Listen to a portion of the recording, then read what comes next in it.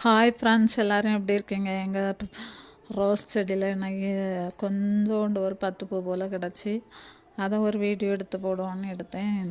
நாளாயிட்டு இந்த பூவெல்லாம் பூத்து நாளாயிட்டு அது உதிர ஆரம்பிச்சிட்டு செடியிலேருந்து பறிக்கவே மனசில்லை. செடியோடு இருக்கட்டு அப்படின்னு நினச்சி போட்டிருந்தேன். சரி, எல்லாம் அப்படியே வாடின போல் இருக்கேன்னு பறித்தேன். ஒரு ஃப்ரெஷ் இல்லை, 2-3 பூ தான் ஃப்ரெஷ்ஷாக இருந்து மீதியெல்லாம் கொஞ்சம் வாட்டம் கொடுத்துட்டு இருந்தாலும் பறித்து வீடியோ எடிட் பண்ணி எடுத்தேன்.